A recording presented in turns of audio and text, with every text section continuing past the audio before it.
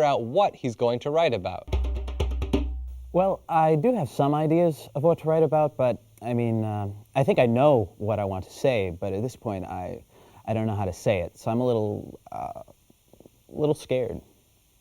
Probably anyone who writes knows this feeling. You have some ideas, but you don't know how to say them. That blank page or screen can become a monstrously intimidating figure when you're trying to get started writing. But there's a key to getting started. Don't worry about getting it right the first time. Remember, you're not doing brain surgery here. You can always go back and fix your mistakes. The primary reason most people can't get started is that they censor and criticize their writing too much. Let's say you sit down at your desk and you have an idea of what you want to write, but every time you try to write it down, it doesn't come out right. You can't think of the right word to use. You don't know if a comma should go here or there. You're not even sure if you should begin your paper like this. You're thinking about so many things that you finally give up in disgust and attack the nearest person. You can't think of writing that way. Very rarely can you express a complex idea well the very first time you put it down on paper. That's one of the reasons it's so important to think of writing as a process. Things are going to be chaotic at first, but if you keep working at it, your paper will gradually all come together. A good way to get started is to do a free write.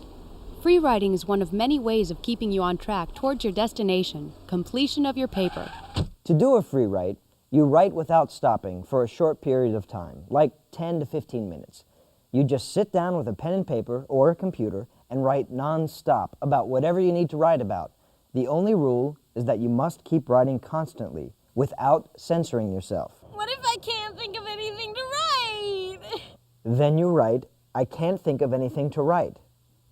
When you're doing a free write, you don't need to worry about spelling, punctuation, or grammar. The point of the free writing exercise is to get your thoughts down on paper.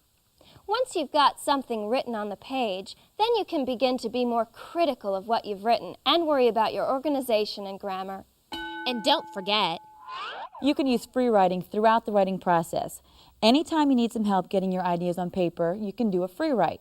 So let's go back to Nathan's assignment. Remember, he's asked to write about an environment in his past. He first needs to figure out what setting he's going to use. That night, he sits down to do a free write. Here's what it looks like. He starts not knowing what to write. He writes, I can't think of anything to write. Can't think, can't think. Notice, he goes through a number of places he could write about before finally arriving at his high school. He starts with the first place he was born, then goes to the house in the suburbs and the video store. when you're trying to decide what to write about, you want to think about two things: the demands of the assignment and what about the assignment interests you. Let's go back to Nathan's free write. Next, he thinks of a fishing spot, but it would fail to meet the demands of the assignment because it doesn't have much social interaction and because he bets not much research has been done on the social aspects of a fishing hole. He then tries to think of a place he's been to a lot. Notice he thinks, maybe a friend's house or a room at my home, but he decides not to because it sounds boring. So Nathan's selecting his place by what's feasible, given the demands of the assignment and what interests him. Towards the end of the free write, Nathan thinks of another place he's been to a lot.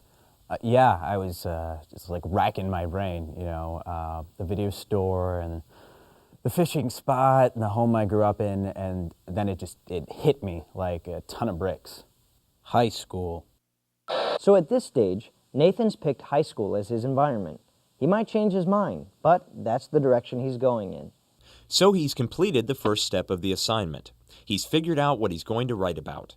Before we can go into the next steps of the assignment, we'll need to introduce some more terms. Now, as you start to consider